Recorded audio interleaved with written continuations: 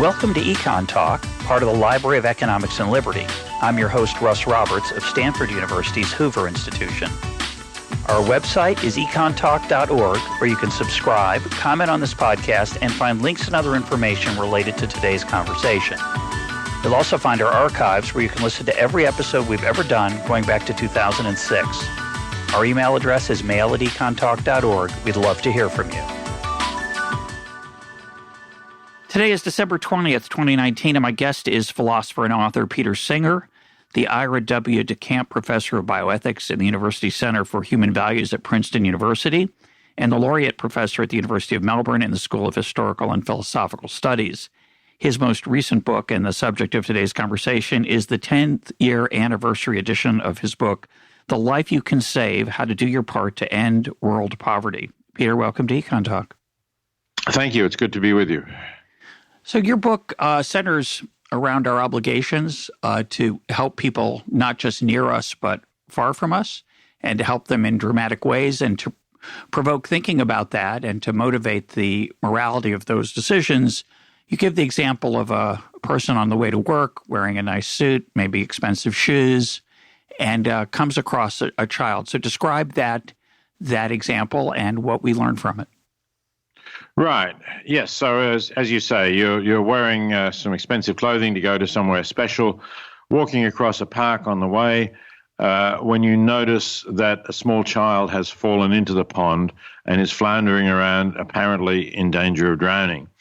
You look around for somebody, who's looking after this child. This child is too young to be on their own, but you can't see any parent, babysitter, anything like that. So it seems like there's only you and the child. You know that there's no danger to you if you were to jump into the pond and rescue the child, because you know that the pond isn't deep for an adult, too deep for the child. So it really is a case where you can quite easily rescue the child, but there is this cost that you will ruin your expensive shoes and nice clothing. Now, suppose in those circumstances you were to think to yourself, this is not my child. There's no way in which I'm responsible for this child. Nobody ever asked me to take care of the child. The child is a complete stranger to me, and I don't want to be put at the expense of replacing my expensive shoes. So I'm going to ignore the child. Yes, the child is quite likely to drown, but it's not my business. Now, when I put that to audiences, as I've done many times over the years, and ask for a show of hands on whether that would be the wrong thing to do, it's either unanimous or, there's one or two dissenters, I guess, libertarians of some sort maybe, who stick up their hand and say, well, it wouldn't be nice, but it's not really wrong. But overwhelmingly, people do think it's wrong, and I'm assuming that most of the people listening to this podcast will think that it's wrong. And so then I ask you to think about, if that's wrong, is it really so different from the fact that we are living in a world in which there are children who are dying because they do not sleep under bed nets that prevent them getting malaria, they do not drink safe drinking water, so they get diarrhea and may die from that, they're not well nourished and they may die from that, they haven't been immunized against common diseases. And we know that we can change these things. We can donate to effective organizations that are doing all of these things. They will reach out to more children. And if we give maybe something equivalent to the cost of replacing our expensive shoes and fine clothing, we are very likely to have saved the life of a child. Although the child is not in front of us, we don't know which child we've saved. So the question that this example raises is, are we doing something wrong? True, the children who are dying in these circumstances are not our children. There's a sense in which we're not responsible for them. But as the example of the child in the pond shows, it may still be wrong not to rescue a child where we could relatively easily do so, and we're aware of the possibility, but we turn our back on it. So I not surprisingly, I agree with you that you should rescue that child. I want to, if I might, ask what seems to be a strange question, but as a philosopher, I know you're used to strange questions and you're used to answering them. Why should I? I agree with you that you should, but I'm curious why you think one should save that child. Different philosophers might give different answers to that question. The answer that I give is because the death of a child is a bad thing. That is, I think, something that pretty much everybody would agree with. Certainly, if you think about it from the position of if it were your own child, if you're a parent, you would be in no doubt whatsoever that this is a terrible thing for a parent to lose a child. And from the point of view of the child, it's a bad thing that the child doesn't have the opportunity to grow up and have a good life.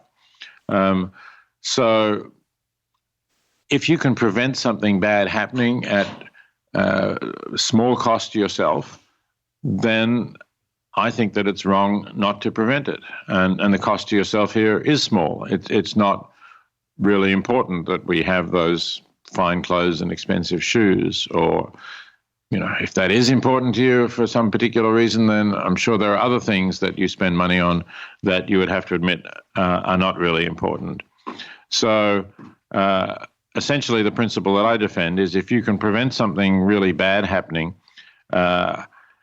without sacrificing anything that is remotely comparable in its significance to you as the death of a child is for the child and for the parents and others who love and care for that child, then you ought to do it, and it's wrong not to do it. As you probably know, Adam Smith in The Theory of Moral Sentiments gives a not unrelated example of how we might feel after an earthquake that killed hundreds of millions of people very far away from us who we don't know well, or maybe probably at all. And he talks about how you might feel a little bit sad about that or feel bad, and you'd go to sleep and you'd sleep really well, but the next morning you'd wake up and you'd be fine. You'd probably forget about it completely. He said, on the other hand, if you knew you were going to have your little finger amputated, you would sleep terribly and you would wake up with great anxiety. And he says that's our natural inclination. And yet, when asked, would you have 100 million people die in order to save your little finger, you would say that that's wrong. And when Smith grapples with that, he basically argues that, I think he calls it he says that benevolence is a very weak reed, true altruism, and that our fundamental urge to do the right thing, to be kind and lovely, as he calls it, comes from a desire to be respected by others and by ourselves. And I'm pushing this example because I think it's, you say it's bad that a child dies. I'm curious whether you think we should say the child so we'll feel good about ourselves, our conscience won't hurt us, which is a common motivation, or whether it's just it's hardwired in us that we should care about others, or whether it's an ethical urge that is genetic, or whether it's none of those. It's a cultural creation of perhaps religion, secular culture, and other ways. How would you think about those things? So I'm happy to answer that question, but before I do, I want to make it clear that I think questions of the psychological explanation for our behavior and for our feelings is a separate question from the question of what's right or wrong for us to do. And I think the passage from Adam Smith, which you described very accurately, is a passage about motivation, about explaining human nature, about explaining our reactions, the fact that we do react very differently to distant calamities that affect strangers from the way we react to something that affects ourselves even in a much more minor way. And these are the things about human nature which I think we can now explain. But as I say, it's a separate question as to what we ought to do. When we're aware of the situation, when we reflect on it, we can't just take refuge in the idea, well, it's human nature not to care about distant strangers. That's not a moral justification for not caring about distant strangers. It may have some relevance to how we think about people who don't care about distant strangers, about, whether we really want to blame them very severely when they're not doing anything very different from what most people do. That might be relevant there. But to the question of, is this the right thing to do or the wrong thing to do, I think that's a separate issue. Let me come then to the question that you did ask. I think the answer to that, we can now be a little more precise than Adam Smith, thanks to Darwin coming in between Smith and ourselves. I think we can say we have evolved, we have descended from human beings, and even before there were human beings, from primates from whom humans emerged, as social mammals, as mammals, that is, beings who had to care for their children over their childhood, and social beings who lived in groups. Most people think that we lived in groups of not more than 150 or 200 individuals for hundreds of thousands, perhaps millions of years. So we evolved to survive and reproduce and have surviving offspring in those circumstances. And to do that, obviously, we had to care for those who are close to us. We particularly had to look after our own survival, hence to worry about even small things like losing a little finger. And we had to care about our children and worry about any risk of harm to them. And if we hadn't, then our genes would have got eliminated from the gene pool. So the fact that we're here, our ancestors' genes were not eliminated, suggests that they did all those things. So in that sense, yes, it is part of our nature to care more about ourselves and our close kin than we care about strangers. At the same time, we also evolved a capacity to reason. And it's that capacity to reason that you and I and our listeners are using now in following what I'm saying. That capacity also emerged because it helped us to survive in various ways, helped us to solve problems, work out what the dangers to us were, the best ways of avoiding them. So, yes, it played a big evolutionary advantage. But I believe, and this is perhaps the specifically distinctive view that I hold, and some others hold, it's not unique to me, that once you develop a capacity to reason, in some sense, you free yourself from these other natural elements, the psychology that is evolved through nature. And we have the ability to reflect on it, to become self-aware, to criticize the way that we have natural tendencies to act, and to develop different standards, which I think are standards that can be justified in terms of reason. So that's why I think there is this difference between our nature and between what it is that is right or wrong for us to do. It's they're not completely unrelated. We have to develop an ethic that is something that is possible for us, but at the same time, it can go beyond what is natural for us. So I see your book in many ways as being a plea, a cry to overcome one's own nature, about caring mostly for those, or more strongly for those near us or closer to us. And I do think it's important to make a distinction between how we feel and how we ought to feel, or how we feel and how we ought to behave based on those feelings. A confusion that's common in economics, I think. I think in economics there is an enormous implicit mistake that somehow self-interest, because it is natural, is therefore good. And there are cases where self-interest is good. I'm going to defend some of those, I hope, today. But I certainly agree with you that overcoming our natural self-interest is sometimes what it means to be an adult, to be what might be called a mensch, a person of dignity and an honorable human being, a person more than one can achieve at just following one's own instincts and appetites. But I don't see why. So again, I agree with you, but I don't see why I should care about someone other than myself. It's true that we have those feelings within us, along with the self-interested ones. But in my case, for example, I'm I believe in God. I think people are made in the image of the divine. I think people are different from animals, something that you've written a lot about. And you disagree. So I don't, without that, I want to hear you justify why I should care what happens to other people. So why should I, so what if a child dies? I mean, I don't, it's a bad thing. I agree. But why should I care? Why should I try to prevent it? You should try to prevent it because it is a bad thing. I think that's sufficient grounds for trying to prevent it. I think there are objectively good and bad things that can happen. Pain and suffering are bad things. Happiness and pleasure are good things.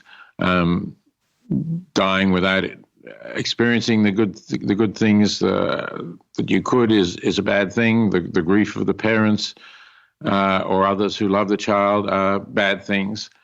And I think that that's sufficient to say why you should care. It's true that some people don't care, and I think they're turning away from the reasons that exist for caring. And it's interesting that they apply those reasons to themselves, and very few of them are really consistent in accepting that if someone else says, I don't care about you, so if I were to see you in need of rescue and I had to ruin some nice clothes to rescue you, I wouldn't bother doing that.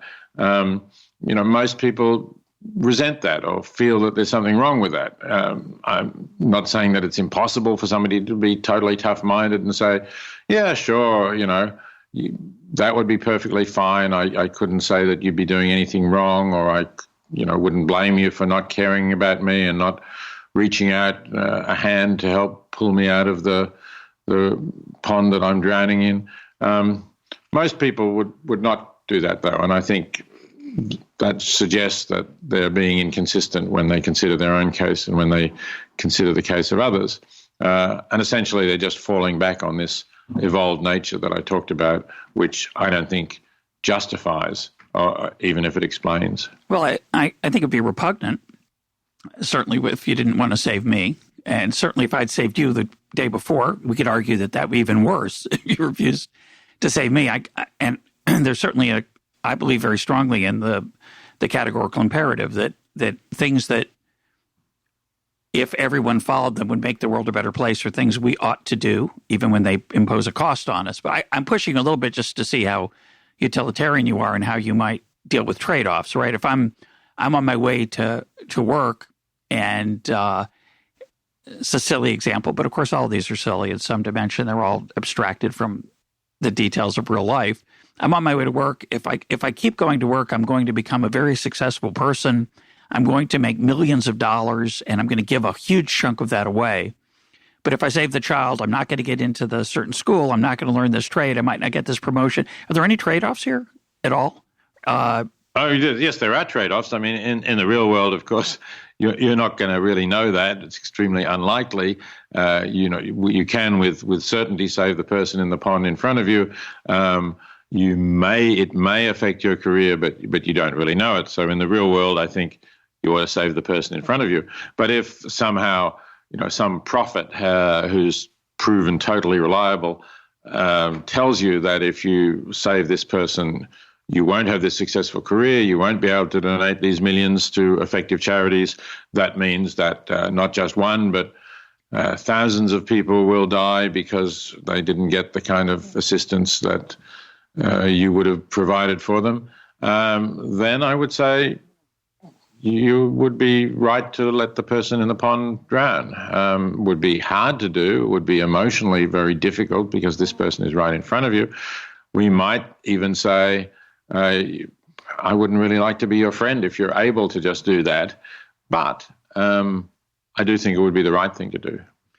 Do you put any stock in Smith's insight that what you just said reminds me, right? You said, well, I might not want to be friends with you, that our desire to be part of what we might call civilized company is part of what motivates us to do the right thing, even though our nature might push us in the other direction.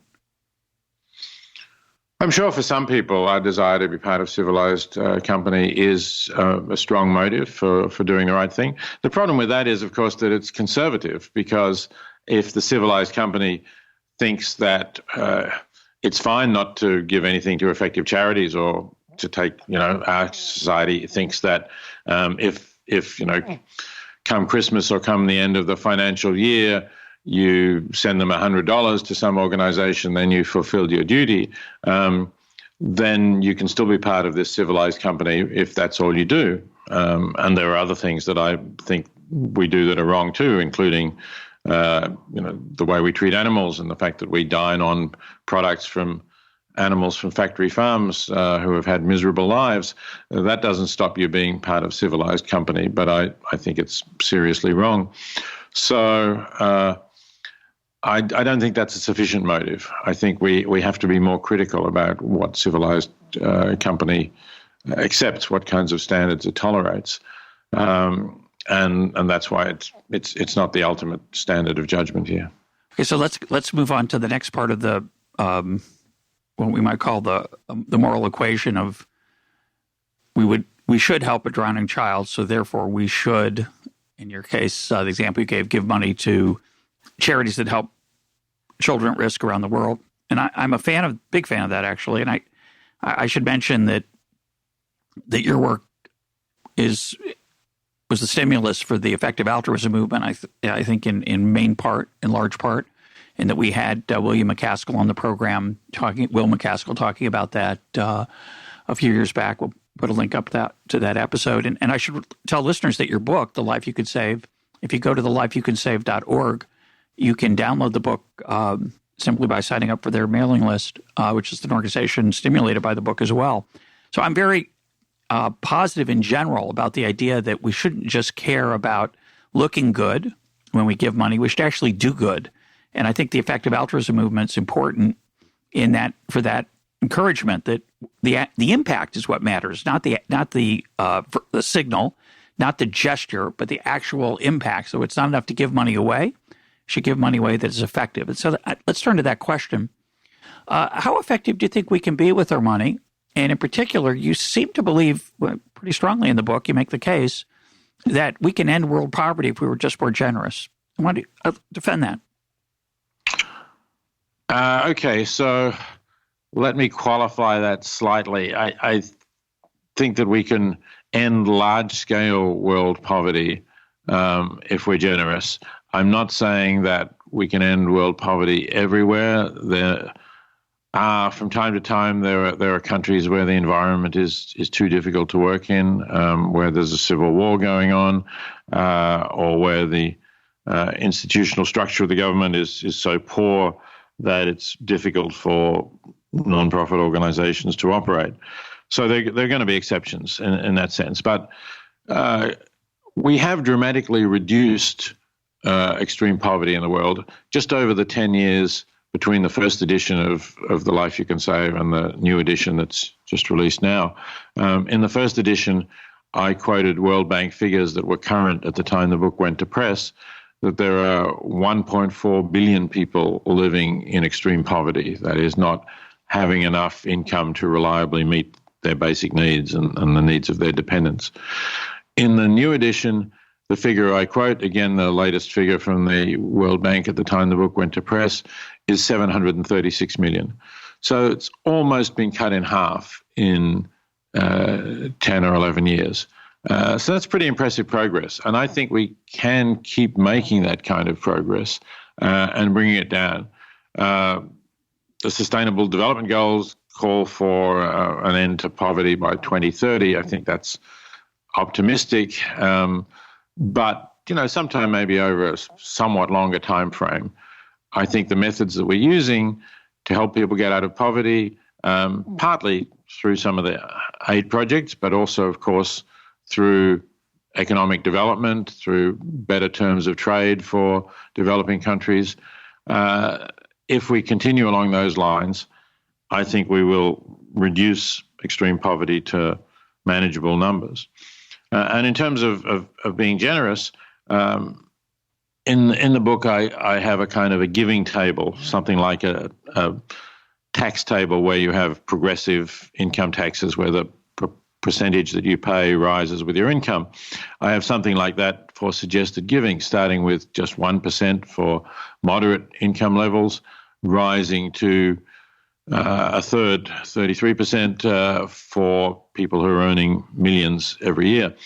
And I set these levels at levels that I don't think really could be said to impose a serious hardship on anyone. So in that sense, they derive from the child in the pond example, where it's not a terrible hardship to have to buy new clothes for most of us. And when you total up how much this would raise if all the billion or so affluent people in the world were to give according to those levels, it's far more than the total amount of foreign aid given. It's several times the total amount of foreign aid given. And if you think about 736 million people living on less than $2 a day, which is roughly the World Bank's line for extreme poverty, it would be possible to bring all of those people up above that level. Now, of course, there are going to be various costs in doing that, transfer costs, maybe inflation because of more money going in and takes some time for more goods to be produced, a variety of other problems. But it does look like with effective organizations doing this, you would have more than enough to lift everybody out of extreme poverty. As I say, setting aside where problems that make it just too difficult to operate in some countries at any given time. As you point out and are aware of, you alluded to it just now, and you pointed out in the book, let me say a little more strongly than you said it. The overwhelming impact or result of decreased poverty over the last 10 years and the last 25 years came from the economic growth of China and India. You can debate whether that was mostly top-down decisions that they made of steering resources in certain ways, or whether it was turning to more market-based approaches to economic activity, probably some of both. But there's not a lot of evidence that private aid, or certainly public aid's got a terrible track record. Perhaps that case has been overstated, but much of it, of course, isn't designed to fight poverty. It's designed to help American military manufacturers make more money, because it often comes with strings. It's often not directed to aid, but large-scale aid in both from the governmental standard, for whatever reason, whether it's badly designed or not, or badly motivated or not, hasn't really done very much that we can measure that's positive. It may have even made things worse. It may have ensconced bad leaders in positions of power because they've basically stolen the money. So it's harder. I think it's much harder to make if anything, you could argue that people should donate to EconTalk to spread better economic ideas. I know that was a joke, but it's not clear that aid, privately given aid, forget government for the moment, it is going to dent poverty. And by poverty, I mean help people prosper and flourish, not just avoid the worst kind of suffering. The worst kind of suffering, we have a little bit of idea of how to do that. But for me, a lot of this is what Hayek would call the knowledge problem, our inability to know from a distance. So when you talk, about people who struggle to care enough about people in a distance, part of the reason that's a good thing is that I don't know what they need. It's not so easy for me to help them. Does that concern you at all? And I said more than one thing there. Go ahead. Sorry. That objection concerns me less as we develop better methods of assessing what does work. And it won't have escaped your attention that the Nobel Memorial Prize for Economics this year went to 3 researchers who have done just that, Esther Duflo, Abhijit Banerjee, and Michael Kramer. And they have pioneered the development of assessing interventions to help people in poverty by the same kind of methods that pharmaceutical companies use to assess new drugs that they're putting out. That is, they run randomized trials against either a placebo, or if there is a treatment that's not as good as they think their new treatment will be, against the standard treatment. So it's not just the Nobel Prize winners, but they have spawned a whole field of studies with many people now doing these kinds of assessments. And so, although it may have been true even as recently as 20 years ago that it was really hard to know what was helping people get out of poverty or which aid interventions were effective, that's less so and increasingly becoming less so all the time. For example, in terms of getting people out of poverty, there's an organization called Give Directly. It's one of the organizations recommended on the lifeyoucansave.org that is experimenting with a very small but basic income that it's distributing to tens of thousands of people in East Africa. I think, if I remember rightly, it was about $12 a month that they're giving people. And they go into particular villages and they give everybody in the village this basic income supplement, and they tell them that they're guaranteeing it for, I think it's 12 years. And that's being compared with other villages that are not receiving this and seeing whether people are better off.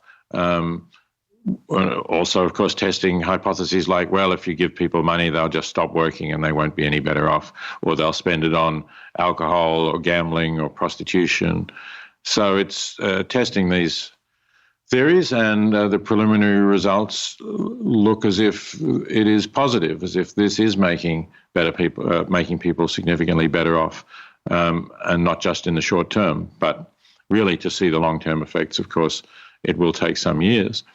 Another intervention run by an organization called Village Enterprise, also recommended on the lifeyoucansave.org, is not simply giving cash or sometimes another asset like chickens, for instance, to villages, but is providing them with training in how to start a small business. And after the training is over, it continues to mentor them. It also encourages people in the village to form a group of people who are running these small businesses and to provide each other with advice and assistance, and perhaps even to pool some of their savings so that they can be loaned to people to tide them over a bad period. And this also seems to be effective. It's been tried I think it was tested in 6 different countries on different continents as well, and it worked well in 5 of them. So I'm optimistic that with the proliferation of these methods, we will start to understand much better which interventions do really help people get out of poverty and which are the ones that waste money. And I quite agree with your remarks that in the past we didn't know this well, and certainly a lot of official aid, as you correctly pointed out, was not really even motivated by trying to help the poorest people in the world.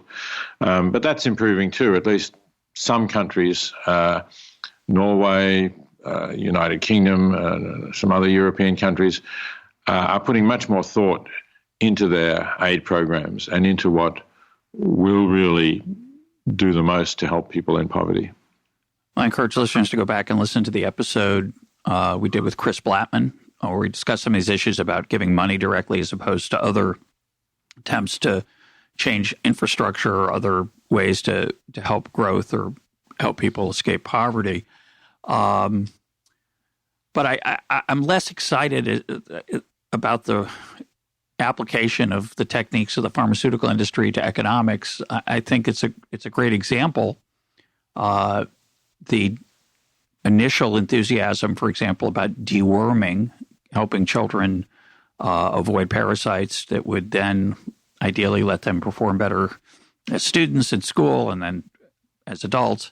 Some of that enthusiasm, which was shown in randomized control trials, people became skeptical of the results when they were tried to be, they didn't scale up so well. And it's a big, still an open question, I think, as to whether the enthusiasm for deworming, which was, one of the 4 charities that were recommended by GiveWell for a long time, and based on science and theory, I think it's a much more complicated process to understand what helps people. I don't think it's anything like actually the pharmaceutical industry and the human body, although it has some of its complexity.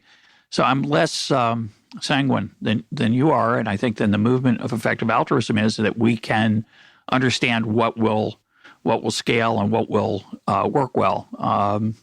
And in particular, I think it's really hard to know how to move forward in situations where there are many, many constraints that make it hard for people to prosper.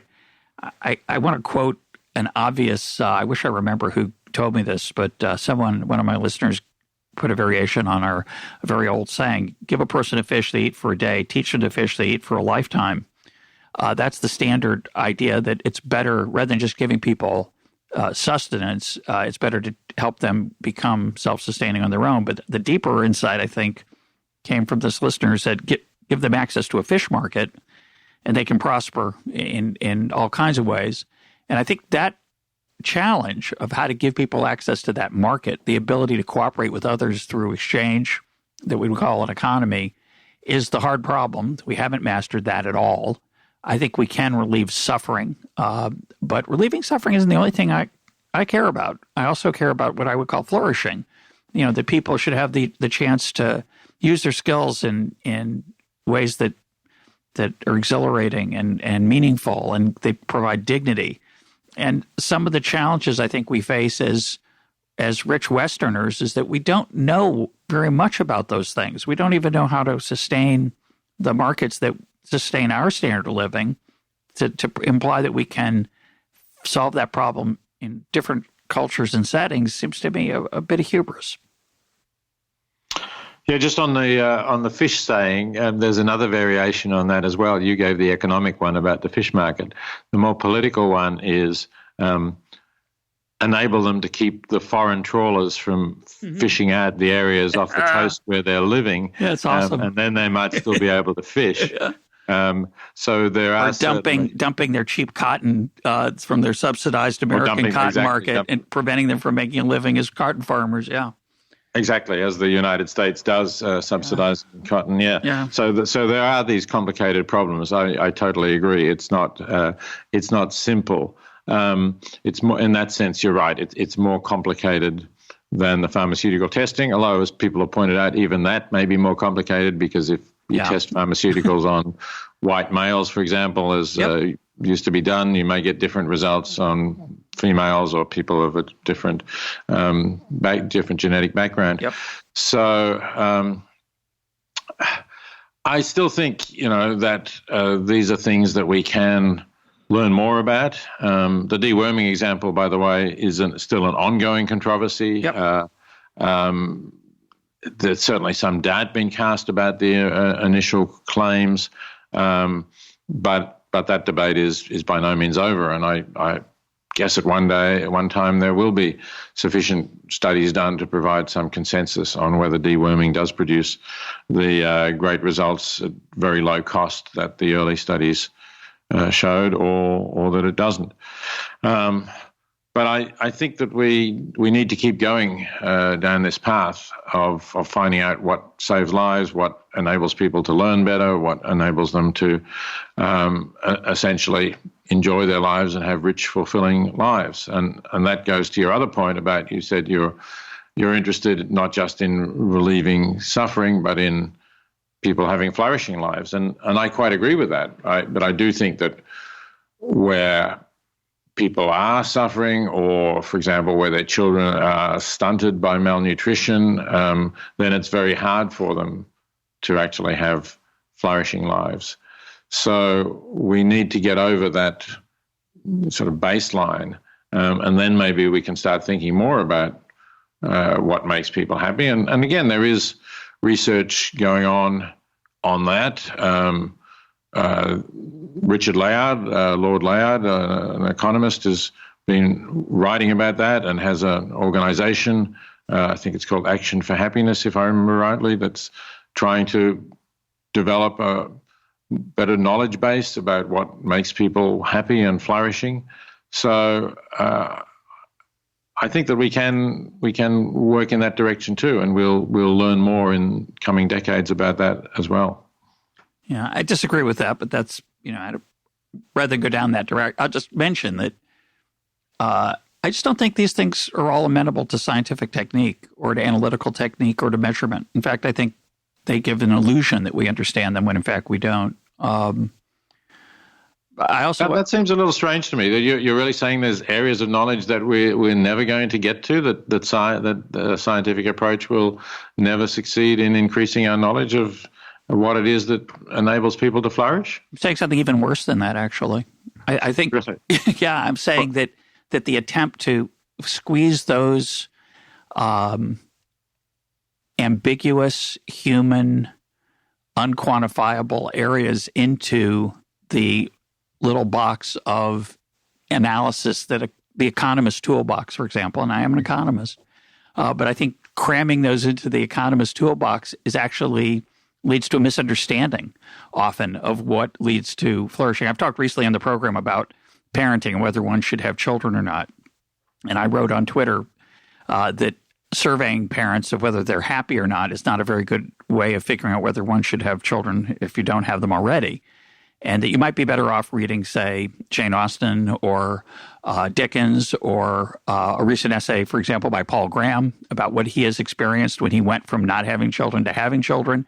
But the idea that we could survey people and find that 83.7% of people who have children are glad they had them is an illusion about whether there's some scientific knowledge we have about what creates well-being and science and happiness. And I strongly feel that there are areas of the human experience that are not amenable to quantification, and you're better off reading poetry.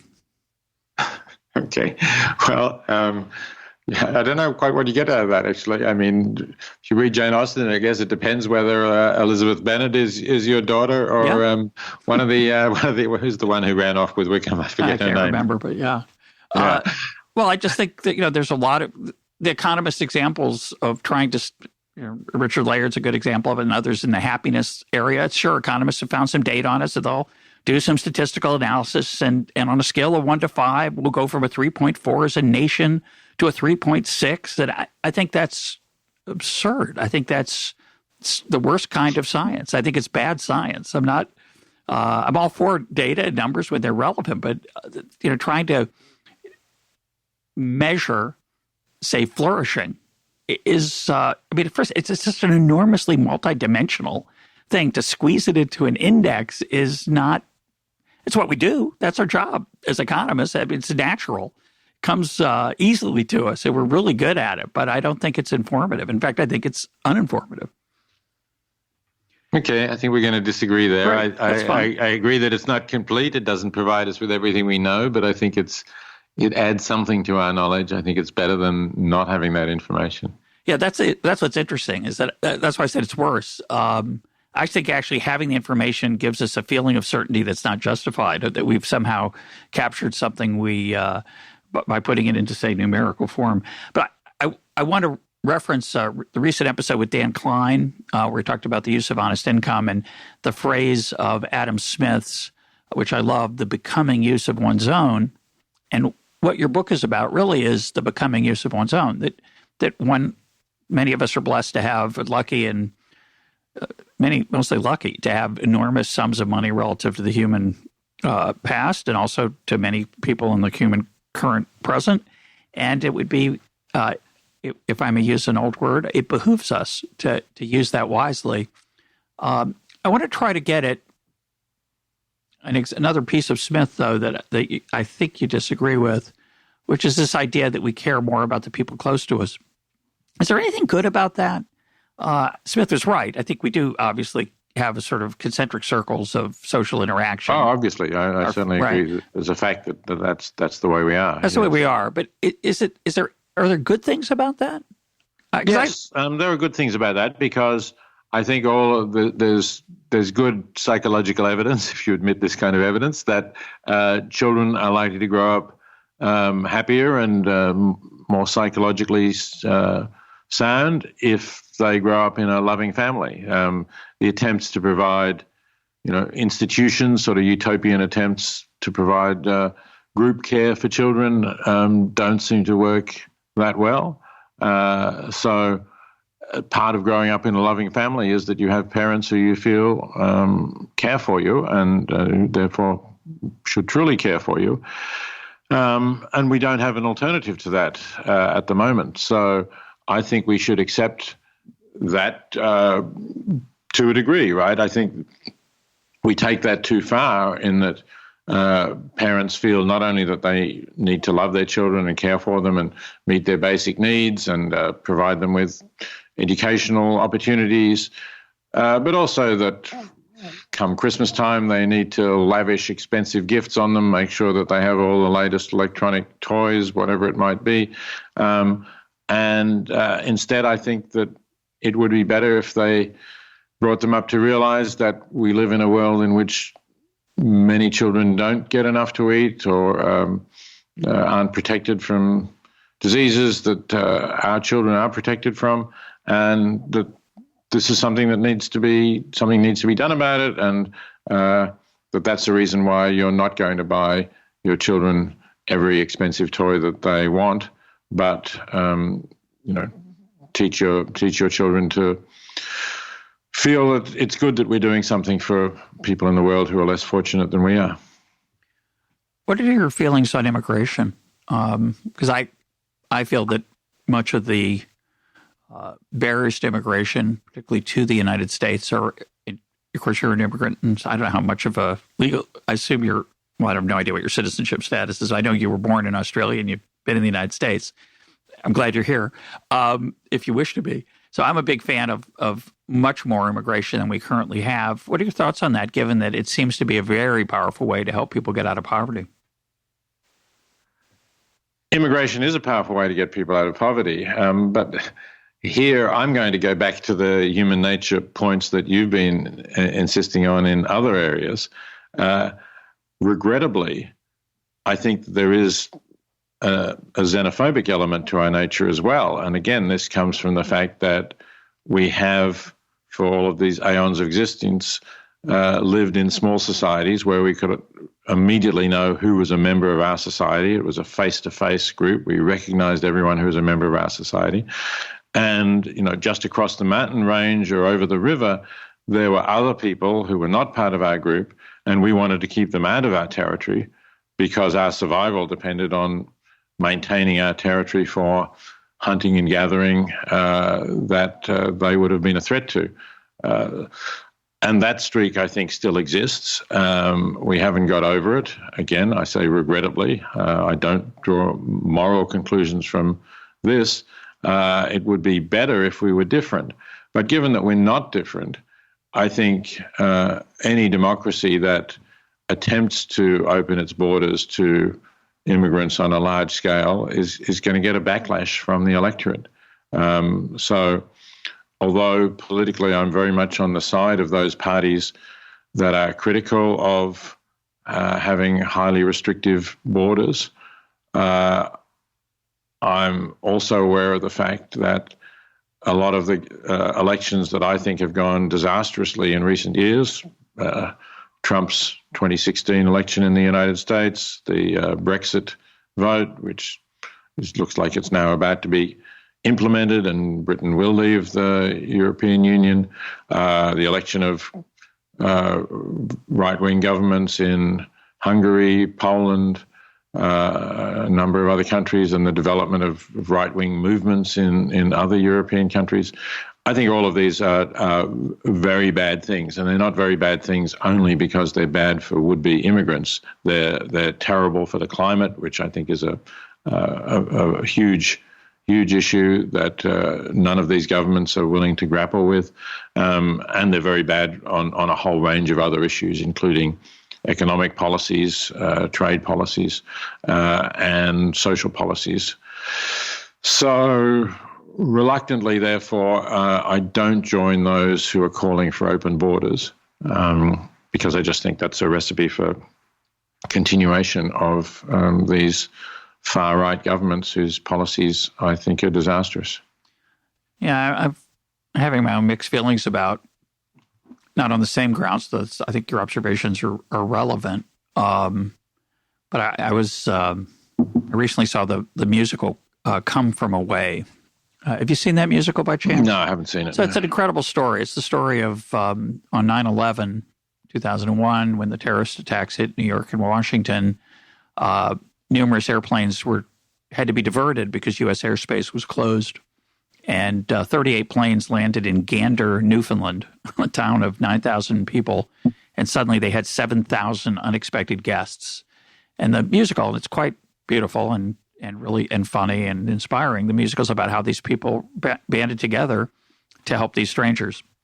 And I was struck by a number of things, but one of the things I was struck by is that the tribalism that we often decry, which you and I both concede are part of our nature, that xenophobia and that identity that we feel from belonging to our own tribe, our own group, also played a role in saving those people and in helping those 7,000 strangers. And a lot of that musical is about what it means to, quote, be a Newfoundlander, meaning a peculiar mix of clothing and accent, but also helping others, even though they have this strong tribal identity. And I think we've come as moderns and so-called enlightened moderns to underestimate the good part of tribalism and the good part of national identity to create sometimes the sacrifices that make the world a better place.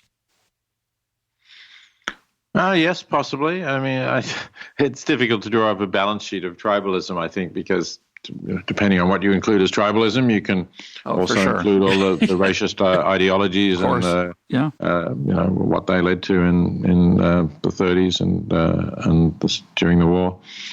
So it's not easy. I'd rather we were less tribalistic, but I agree. I think it's people get a sense of identity from their roots and their background, and that's a positive thing. Yeah, it would be inconsistent with my previous statements to argue that we should make a balance sheet of tribalism. It's a mixed bag for sure. Right. I'm only pointing out that there's a positive side that I think we've underestimated as sometimes in the educated classes in our desire to look down on and focusing only on the negative. Let's talk about the recommendations you make at the end of the book, which I found quite interesting. Again, as a religious Jew, I tithe. I tithe out of my after-tax income, which is an interesting question because a lot of my taxes go to fight poverty. Not enough, in my view, or at least not enough that are effectively spent relative to the rest of it. I wish government were smaller and did more effective things with the money it did spend, but I don't count the money that goes toward food stamps or disability insurance or other things or research at the NIH. I don't count those as part of my charity. I count that as something separate, whether I should or not. I'd love for your reaction to, but I don't. And then I try to give 10% of what's left. You argue for, at least to start with, a 5% goal, and you are honest about the fact that that's not the ideal. So comment on both those things, if you would, whether I should include my tax spending as part of my contribution to the world, and also what the level should be and why you settled on the 5% number. Well, you can't include your tax spending and at the same time regard as a tenth the gross amount that you're giving on which you're then going to get a tax deduction, because the net cost to you of the gift is obviously the amount you give minus the tax saving that you get on it, assuming that you're giving to a tax-deductible charity. I should have pointed out that, well, sometimes I do, sometimes I don't, but yeah, that's a good point, and you should take that into account for sure. Right. Then, if you really want to calculate how much of your taxes go on these good things that are reasonably, both directed towards making the world a better place and reasonably effectively directed, I guess you could. I must say I don't try to do that. I simply go by the gross amount rather than the after-tax income when I'm looking at the percentages that I give. So that was my answer to your first question, and now I'm sorry, but the second one is you picked 5%. You conceded that it's not necessarily the ideal, and you have this, to my surprise, a pragmatic justification for that in a book that's mostly about ideals. Yes, but on the other hand, you shouldn't be surprised that I'm pragmatic, because I am a utilitarian. That is, I want my actions to have the best consequences, and for that purpose, making a recommendation in a book, or for that matter in a podcast, is an act. It's an act that has consequences, and So I want to think about what would be the consequences of recommending that people give, let's say, 50% once they're over, let's say, if they're earning over $100,000 a year, that they give 50% of their income rather than that they give 5%.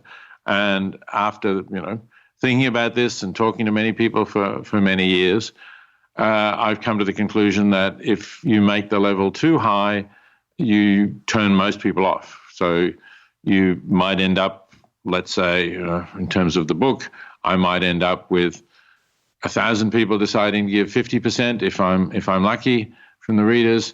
Whereas if I recommend 5% and I'm lucky, maybe I'll get 100,000 people giving 5%, and obviously that will yield a greater total than the smaller number giving 50%. So that's the thinking that leads me to be pragmatic about this, rather than to stick to what one might, as an individual, think is the right level or the best level to give. I think there's an interesting question. I don't see it talked about much, but it's not maybe enough. I don't read enough about it. I started off life as when I was younger, I liked Ayn Rand a lot. As I've gotten older, I don't like her at all, which, annoys some of my listeners and gratifies others. One of her claims, though, that is interesting is that if you give a lot to charity, let's go to an extreme. We're talking about 5%. I think that's a modest goal that I recommend. I'd love.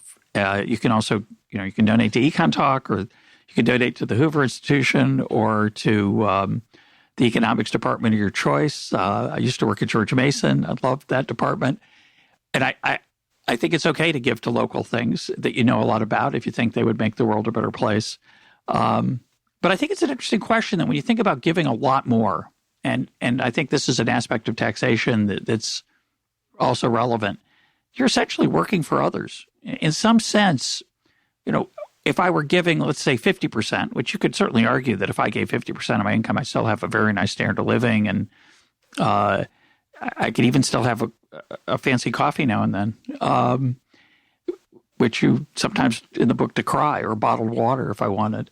But if I did that, if I really gave away 50%, and then I, of course, give away against my will, or at least not against my will, well, it's against my will. If my taxation's another X percent, I'm out there working all day, and we could debate whether people do respond to the effects of taxation or a charitable rule.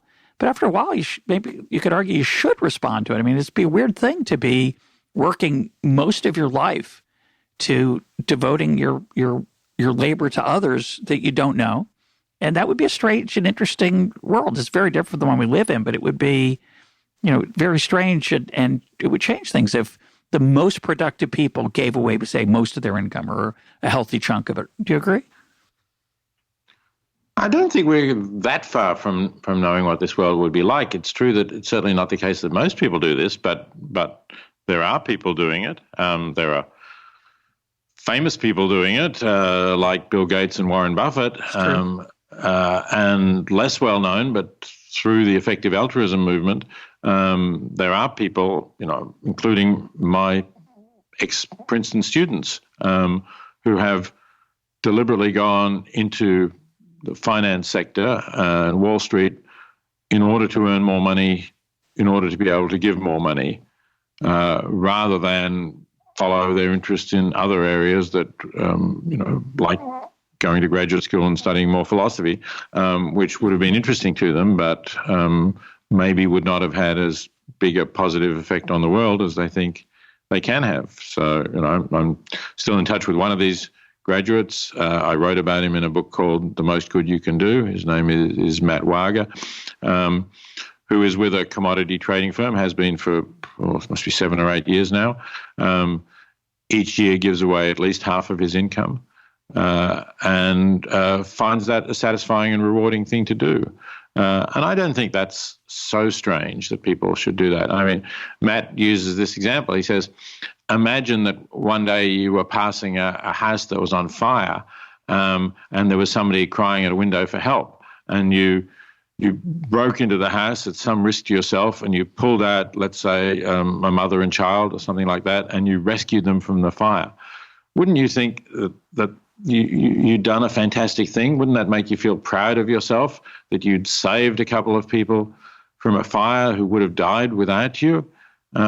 Well, Matt says, I'm doing that each year. I'm saving more than a couple of people, given the amount that I'm earning and the amount that I'm that I'm donating. It's perfectly true that I don't see them; they're not in front of me. In a way, it's the difference again with the child in the pond. But I can feel really satisfied. And it's not that he hates his work. He finds his work sort of intellectually interesting to try to work out whether commodity prices are going to rise or fall and write algorithms that might do that. And he likes some of the people he works with, but he certainly doesn't need to work that hard in order to maintain his standard of living. But what he does do and what he gets satisfaction from doing is knowing that he's helping people. In the episode with Dan Klein, we talked about how Gauss, the mathematician, at the end of his life was interested in surveying, which seems like a waste of one of the greatest minds in human history. Do you think a person should be, I don't agree, but you could feel that way. Do you think a person should maximize their income and give away a large chunk of it as a goal of life? Well, not everyone should do this. I think it does depend on what your talents are, what your temperament and character are. But I think more people should think about this as an ethical career. It's interesting that when people think about what would be an ethical career for me, they immediately think about going to work for some good nonprofit, or perhaps they think I should go to medical school and then go to a low-income country and provide better medical care for people there. And very few people think of going to Wall Street or into the finance sector, wherever you might be, as an ethical thing to do. And that's because people think, have all sorts of associations with that, which may sometimes be valid, but very often are not. And what they don't think about is that it gives you the opportunity to actually fund positions at nonprofits, so that rather than just taking the job yourself and doing a slightly better job with it, let's say, than the second best applicant for that job would have done, you can give enough money to the nonprofit organization to employ an entirely new person who they wouldn't have been able to employ before. Or if you're reasonably successful in your career, as Matt's been, you could probably give enough money for them to fund 5 new positions. So I think it's worth thinking about that as an option, while also thinking about, should you go into an area of research where you could greatly benefit people? Should you go into medicine and develop new treatments for diseases that affect people in neglected areas of disease, tropical areas, for example?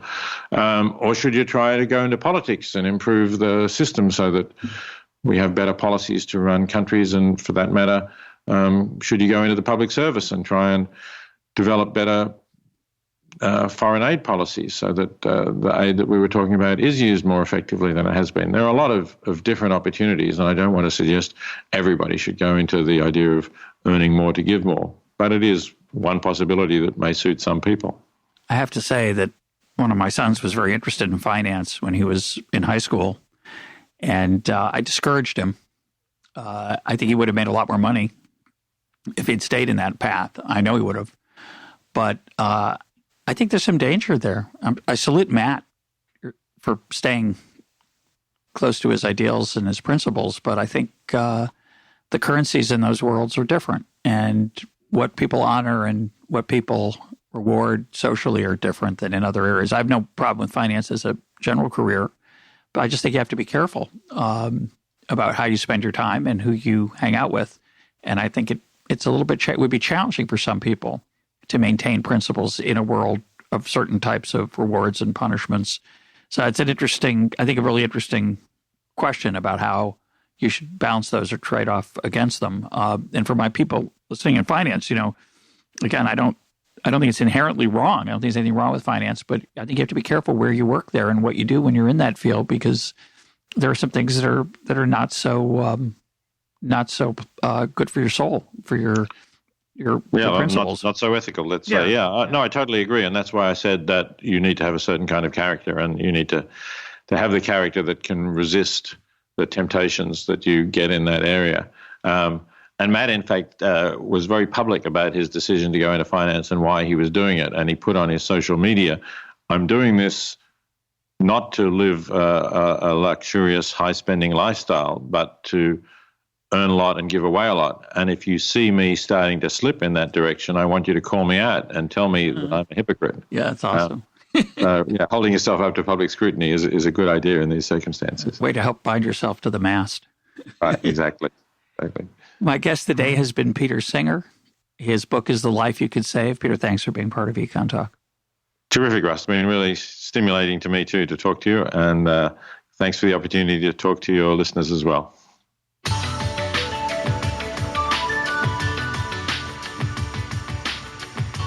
This is EconTalk, part of the Library of Economics and Liberty. For more EconTalk, go to econtalk.org, where you can also comment on today's podcast and find links and readings related to today's conversation. The sound engineer for EconTalk is Rich Goyette. I'm your host, Russ Roberts. Thanks for listening. Talk to you on Monday.